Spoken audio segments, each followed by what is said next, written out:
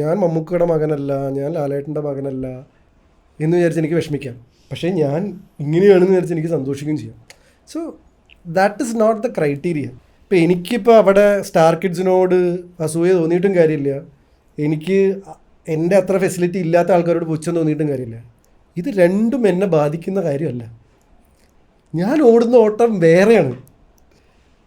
അവരോടുന്ന ഓട്ടത്തിൻ്റെ റൂട്ടേ അല്ല എൻ്റെ റൂട്ട്, ഇവരോടുന്ന റൂട്ടത്തിൻ്റെ അല്ല. ഇവരൊന്നും പാരാഗ്ലൈഡിംഗ് ഒന്നും ചെയ്തിട്ടില്ല, ഞാൻ ഇതൊക്കെ ചെയ്തിട്ടാണ് വന്നിരിക്കുന്നത് എന്ന് പറയുന്ന സാധനമാണ്. Exactly, they will never get to experience what I experience in ഡിഫോ ഡാൻസ്. ദുൽഖർ സൽമാന് പറ്റുമോ ഒരു കോമാളിത്തരം അങ്ങനെ ചെയ്യാൻ? പറ്റില്ല. അല്ല, ഇമേജ് എനിക്കിനി പറ്റില്ല. എന്തിനാ Dulquer Salmaan? Because I need to ഇനിയൊരു ഡെക്കറം കീപ്പ് ചെയ്തില്ലെങ്കിൽ ഞാൻ പറയുന്ന സ്പേസിൽ എനിക്ക് പോകാൻ പറ്റില്ല. ഇനി GP എപ്പോഴും ഇങ്ങനെ നമ്മൾ എത്രയോ തവണ നേരിട്ട് മീറ്റ് ചെയ്തിരിക്കുന്നു, അല്ലാതും കാണുന്നവരെല്ലാം പറയും മുഴുവൻ നേരം ചിരിച്ചിരിക്കുന്ന ഒരു മനുഷ്യനാണെന്ന്. അപ്പം അങ്ങനെ ഉള്ള ഒരാളോട് ഞാൻ ചോദിക്കുകയാണ്, വൾണറബിൾ ആവുന്ന സമയത്ത് എങ്ങനെയാണ്? വൾണറബിൾ ആവാറില്ലേ? വൾണറബിൾ ആവാറുണ്ട്. ഞാൻ സെലിബ്രേറ്റ് ചെയ്യില്ല. എന്താ പ്രശ്നം എന്ന് അറിയാം? എനിക്കുള്ളൊരു സംഭവം എന്ന് വെച്ചാൽ എൻ്റെ ഏറ്റവും വലിയ സ്ട്രെങ്ത് എന്ന് പറയുന്നത് എൻ്റെ ക്രിയേറ്റീവ് തിങ്കിങ് ആണ്, വെറും തിങ്കിങ് അല്ല. ഇപ്പം നമ്മൾ പറയുന്നത്, ഞാൻ എന്ത് പറയുമ്പോഴും ഒരു സ്റ്റോറി ടെല്ലറാണ്. എനിക്ക് എന്തിലും എക്സാജറേഷൻ വരും. ഇപ്പോൾ കുട്ടിക്കാലത്ത് എൻ്റെ അടുത്ത് എൻ്റെ ഫ്രണ്ട് പറയുന്നത്, ഇവൻ കാണുന്ന പൂരം നമ്മൾ കാണുന്ന പൂരം ഒന്നുമല്ല, ഒരേ പൂരമായിരിക്കും, പക്ഷെ ഇവൻ പറഞ്ഞ് വർണ്ണനയൊക്കെ വെച്ച് നോക്കുമ്പോൾ അതൊന്നും ഉണ്ടാവില്ല അവിടെ എന്ന് പറയും. അപ്പോൾ ഞാൻ പറഞ്ഞു, അവിടെ ആന ഉണ്ടായിരുന്നു, ആ സാധനം ഉണ്ടായിരുന്നു എന്നൊക്കെ പറഞ്ഞ് ഇവർ പോയി നോക്കും, ഇത് രണ്ടാനല്ലുള്ളൂ. പറഞ്ഞു അതെ. അപ്പം ഞാൻ കാണുന്നതിന് എന്തും എനിക്കൊരു element of exaggeration and creativity and story telling വരും. ഇത് ഇമോഷൻസിലും അങ്ങനെയാണ്. ഞാൻ എൻ്റെ ഹാപ്പിനെസ് ഷെയർ ചെയ്യുമ്പോൾ, ഇപ്പോൾ ഇവിടെ ഇരുന്ന് ഞാൻ സംസാരിച്ചുകൊണ്ടിരിക്കുമ്പോൾ നിങ്ങൾ കേട്ടുകൊണ്ടിരിക്കുന്നത് എന്താ വെച്ചാൽ അത് ഞാൻ ഉള്ളിന്ന് പറയാം, ഞാൻ എക്സൈറ്റ്മെൻറ്റോട് കൂടി പറയാം, ഇങ്ങനെയാണ് എൻ്റെ ലൈഫിൽ സ്ട്രഗിൾസ് ഉണ്ടായിരുന്നില്ല, ഞാൻ ആ സമയത്ത് എൻജോയ് ആയിരുന്നു. നേരെ മറിച്ച് ഇത് തന്നെയാണ് സംഭവിക്കുക ഞാൻ എൻ്റെ വൾണറബിൾ ഇമോഷൻ ഒരാളുടെ അടുത്ത് പറയുമ്പോൾ.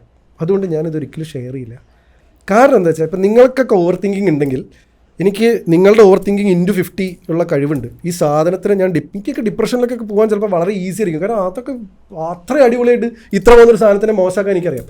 അതുകൊണ്ട് I don't spend much energy there. ഞാൻ എൻ്റെ പ്രശ്നങ്ങൾ ഒരാളായിട്ട് സോൾവ് ചെയ്യില്ല, അല്ല ഒരാളായിട്ട് ഷെയർ ചെയ്യില്ല. I don't give energy into it.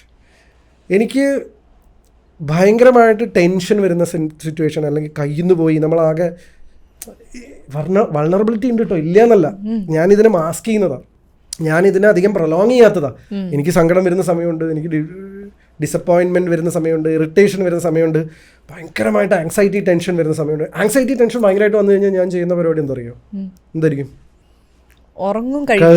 പോയി കിടന്നുറങ്ങും. പോയി കിടന്നുറങ്ങുന്നത് എന്താണെന്ന് വെച്ച് കഴിഞ്ഞാൽ, അപ്പോൾ ഞാൻ ഷട്ട് ഡൗൺ ആവും. എന്നിട്ട് എഴുന്നേൽക്കുമ്പോൾ എൻ്റെ ഇമോഷൻസ് കുറച്ചും കൂടെ സെൻസിബിൾ ലെവലാണ്. മറ്റേ എൻ്റെ ബ്രെയിൻ വർക്ക് ചെയ്യില്ല, ഞാൻ എടുക്കുന്ന ഡിസിഷൻസിനൊന്നും ഒരു ക്ലാരിറ്റി ഉണ്ടാവില്ല. അപ്പം ഞാൻ എന്താ ചെയ്യുക വെച്ചാൽ പുതച്ച് മൂടി അങ്ങ് കിടന്നുറങ്ങും. ഉറങ്ങി എഴുന്നേൽക്കുമ്പോൾ ഉള്ളിലൊരു ഹെവിനെസ് തോന്നും. അപ്പോൾ ഞാൻ ആലോചിക്കും, എന്തിനാ അപ്പോൾ എനിക്ക് ഹെവി തോന്നും? ഇങ്ങനെ ഒരു പ്രശ്നം ഉണ്ടല്ലേ, അതെന്താ പ്രശ്നം? ഞാൻ ആലോചിച്ച് തുടങ്ങും കുറച്ചും കൂടെ. അവിടെ പിടിക്കണം. ആ ഹെവിനെസ്സിൽ നമ്മൾ പിടിച്ചില്ലെങ്കിൽ ഉണ്ടല്ലോ, ഇത് നമ്മളെ ഈ മറ്റേ ചൂണ്ടയിൽ കുടുങ്ങിയ സാധനം പോലെയാണ്. എഴുന്നേൽക്കുമ്പോൾ നിങ്ങൾക്കൊരു സെക്കൻഡ് കിട്ടും, ആ സെക്കൻഡ് കഴിഞ്ഞിട്ട് ഹെവിനെസ് വരിക. ഈ സെക്കൻഡ് എന്ന് പറയുന്നത് എന്താണെന്ന് വെച്ച് കഴിഞ്ഞാൽ നിങ്ങൾ കോൺഷ്യസ് മൈൻഡിലേക്ക് വരിക, അത് കഴിഞ്ഞാൽ ഒരു ഹെവിനെസ് വരും.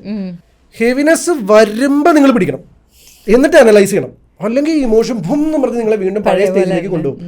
ഇതൊക്കെ ഒറ്റയ്ക്ക് ആലോചിച്ച് കണ്ടുപിടിച്ച ചില സാധനങ്ങൾ എപ്പോഴും വർക്കാവണമെന്നില്ല. പക്ഷേ ഈ ഇമോഷൻ എന്നെ പിടിച്ചു കൊണ്ടുവരുന്നതിന് മുമ്പ് ഞാൻ അവിടെ പിടിക്കും, എന്നിട്ട് എന്തെങ്കിലുമൊക്കെ ചെയ്യും.